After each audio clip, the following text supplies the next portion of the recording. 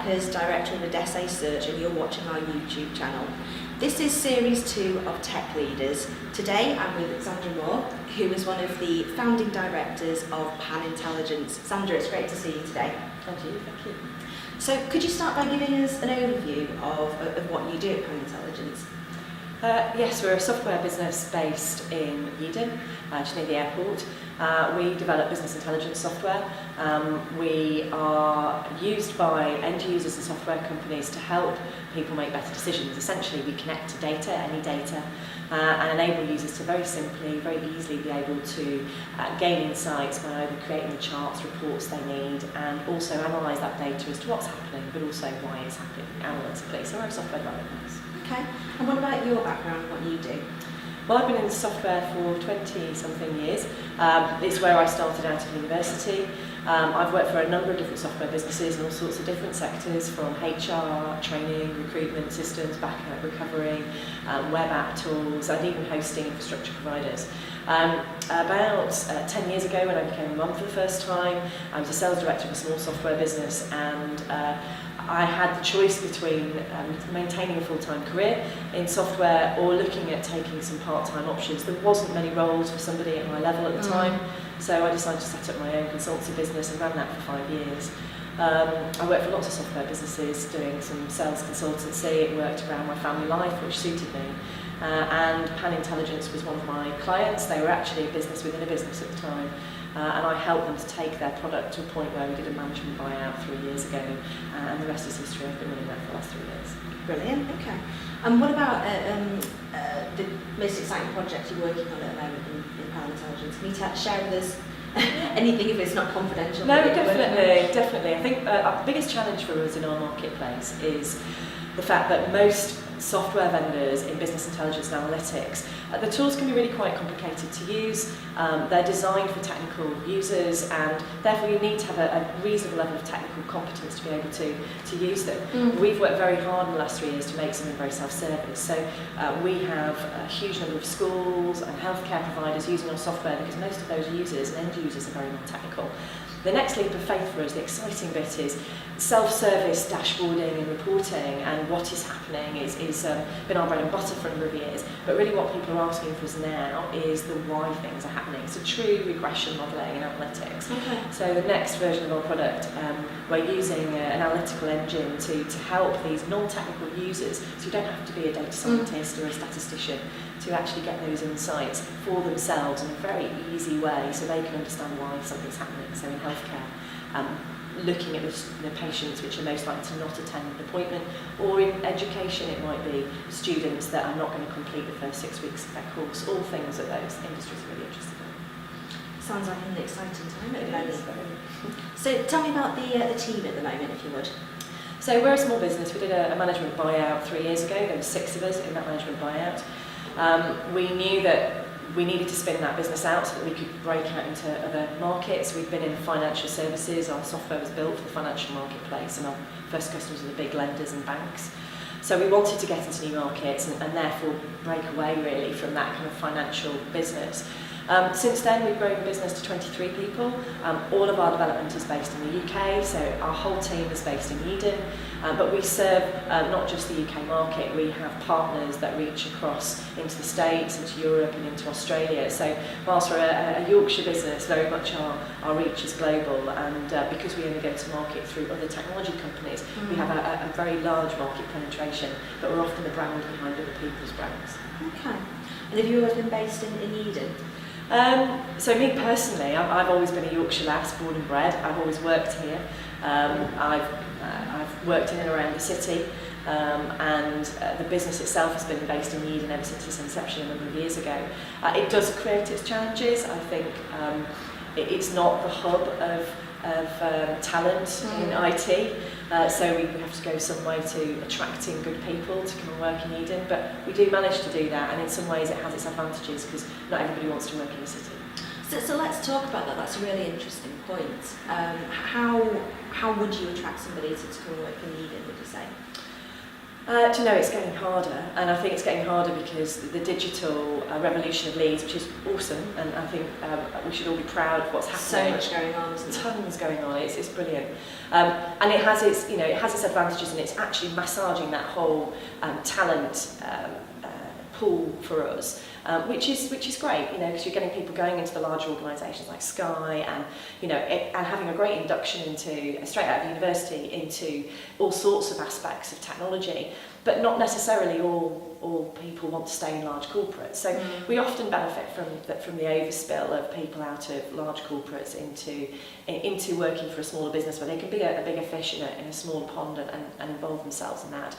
But actually, we have to go a little bit further than just benefiting from that overspill. I think culture is a huge part of that for us, and how we developed our culture around making everybody feel included and involved in everything we do. So we have 3 values: open, supportive and innovative. We have daily stand-ups, weekly team meetings where everybody's involved in everything that's going on in the business, from financials right the way through to testing, development and support.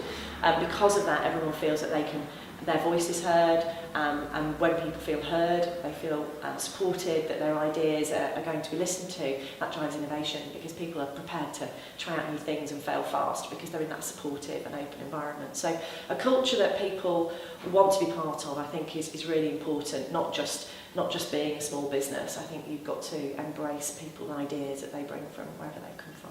Okay, that's a really, really interesting idea, and it's great that you're benefiting from the Sky effect, as previous clients have called it. Do you find that people's salary expectations are perhaps a little bit higher because they've been through that big corporate machine? Without a question, and you have to therefore offer so much more than a place that's a nice place to work. Yeah. And they come out, they've had a lot of residual benefits working in these large organisations, often ones that as a small employer we can't offer. We don't have AstroTurf on our carpet, and we don't have a free beer fridge in our office. But very nice coffee. It is nice, yeah, absolutely. But for us, it's about the things that matter to those individuals, and what we do is go really into understanding and caring for each of our people, our business, by making sure that whatever stage of life they're at, wherever they find themselves, because all of our lives will change at some point, whether we become parents, whether we become a carer, whether in fact our health becomes a priority for us, our attention on work and our need for work to flex around our personal circumstances becomes something that as an employer you have to really attend to. And actually, if you start as an employer saying that you are flexible, if that's the conversation that you open when you're attracting talent into your business, then when those changing circumstances happen, they feel they can come to you and work out arrangements that actually work for them as their life changes. And that's how we both attract and retain talent. I think flexible working is such an important, not necessarily expected, but a really important thing that we can enable our team and our culture with, that helps us to really keep people feeling that we care about them as people, as individuals, and that's important. And genuinely as well, just not a buzzword. No, it should never be a reactive thing. I think if you just react to flexible working requests, it's not, that's not a cultural thing. I think you have to be really clear that you are striving to be a diverse organisation that is meeting the needs of a diverse community of individuals, because that's what they are, all individuals that bring all sorts of their own personal circumstances to the workplace. And diversity is hugely important to me. We are 50-50 men and women in our organisation, and we strive for that. And it's diversity across all areas. It's not just about gender. And I think if you walked into our office, you'd see how strongly we try and represent that as part of what we feel is a really good culture for innovation, because the more diverse your culture is, actually, the more innovative you'll be. And is that 50-50 across all disciplines? So in the tech as well as... I wish. And we strive so hard to try and attract female talent into our technical team. That's the hardest place for us, and continues to be. And it just feels like there's a lack of talent, female talent, generally, in technical roles. And we never get applications that even get close to the volume that we do. And I think that's just where we currently are in the skills cycle for the industry. What I am seeing, because I get involved heavily in sort of women in tech organisations. I do a lot of events around that, and I speak at a lot of events. For me, I'm seeing that STEM effect, as I'm going to call it, where we're really starting to inspire those young women to see it as a vocation for them. I think the next generation, that challenge will start to remove itself. But right now, yeah, absolutely is a challenge for us, and one we'll keep pushing at the door of.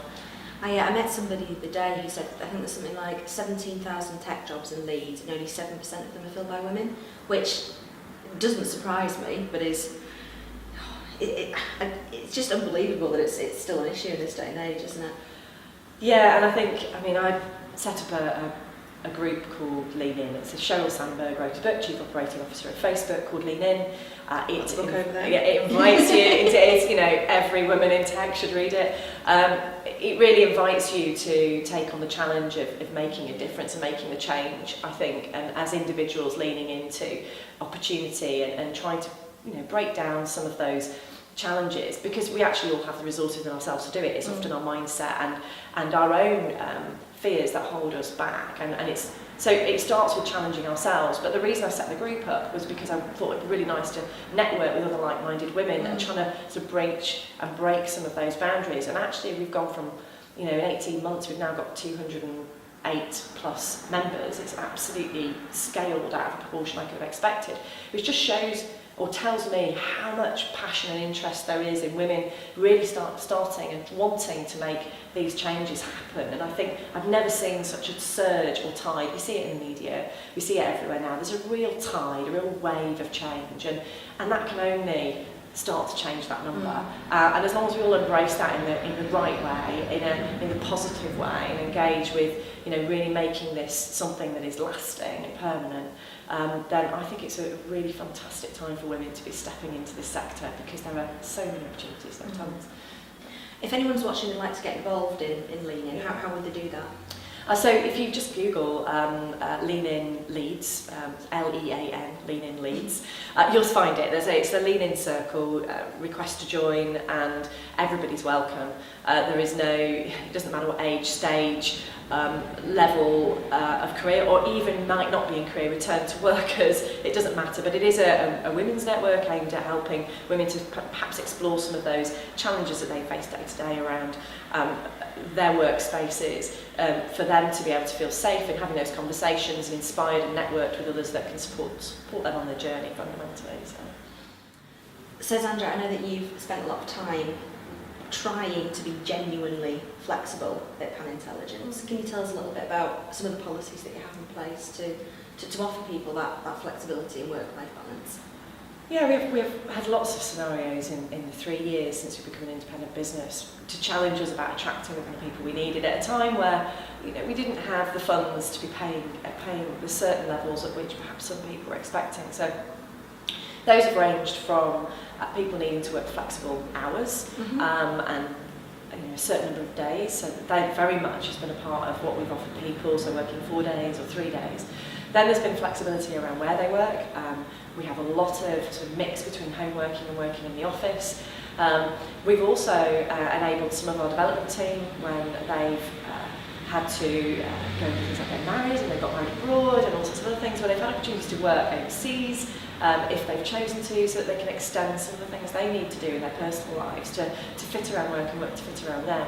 We've had employees which have gone on to become contractors, so they've started as employees, but they've wanted to broaden their skills and do something beyond what we do, but we've kept them in the community by been able to keep them as contractors whilst they go and contract out in what they do. So flexibility isn't just around giving somebody a change in hours, which often is what flexible working can be seen. It's around the conditions of employment, where they work, how they work.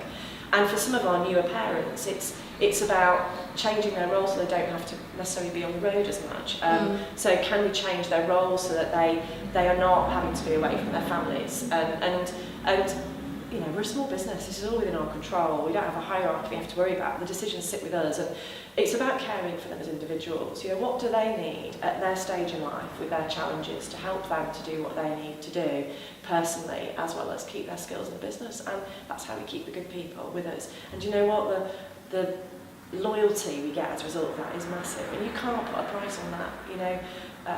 Employee loyalty and a real love of their employer is brought about by genuinely loving them back and caring for them, and I think that's a symbiotic thing between employer and employee that's really important. Yeah. It's fantastic, and it's so interesting as well.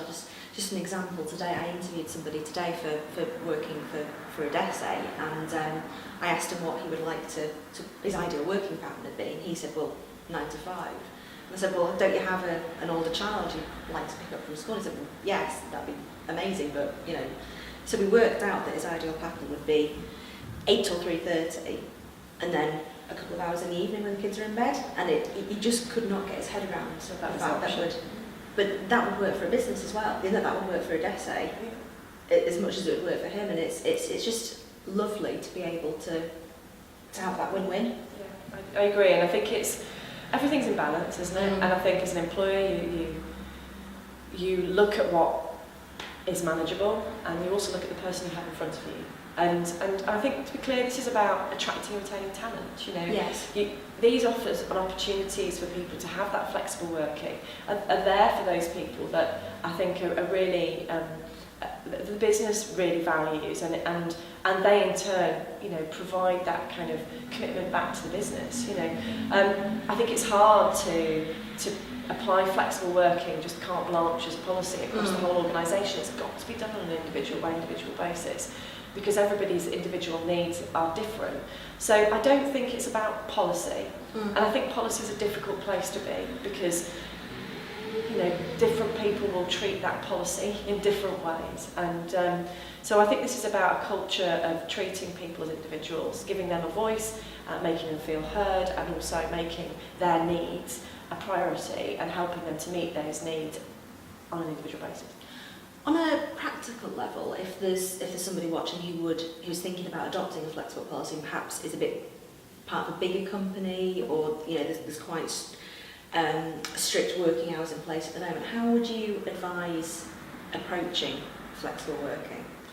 So I think it's less about flexible working and more about the employer's relationship with the individual. So I'll give you some examples of how we make sure that relationship is a strong one, and that people feel valued and therefore open to sharing their needs with you. We have one-to-ones every couple of weeks with every member of our team.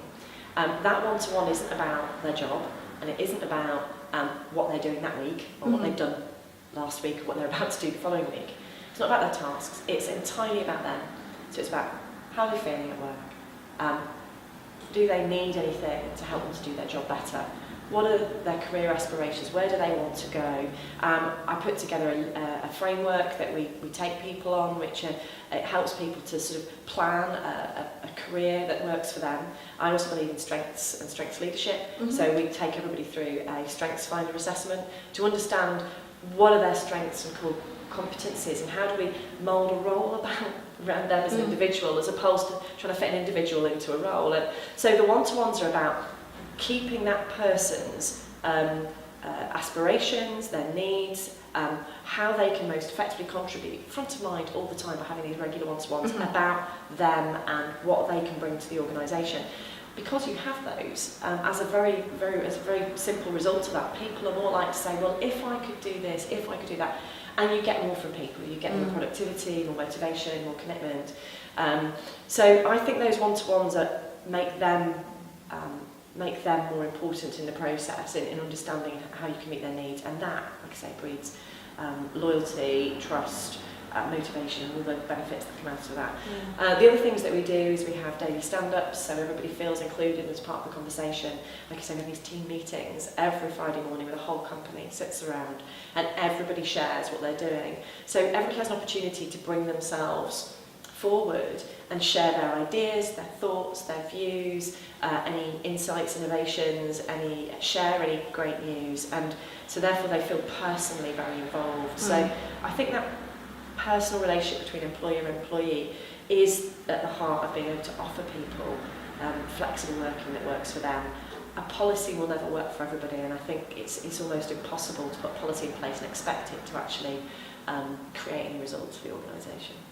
So interesting, because I had a meeting with an HR consultant this week who told me the exact opposite. Really?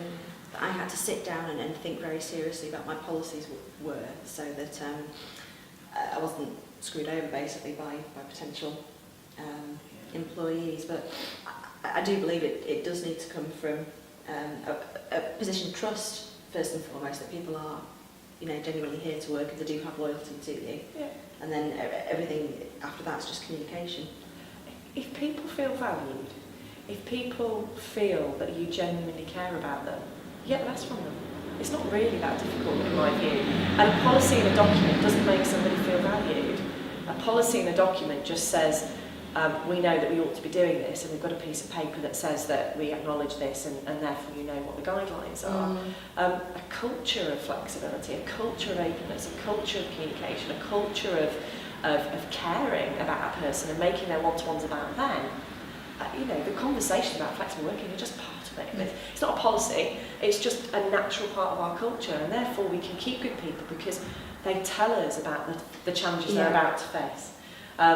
Often people's personal circumstances are kept out of the workplace, but they're a huge factor in influencing people's choices about the roles they choose to do or the roles they leave. You know, if they don't feel their employer is going to support them in a change that they may need for themselves, they're not going to bring that to the table. So, by having a close, supportive relationship with your employees, they will share that, and you then have an opportunity to find a way to support them.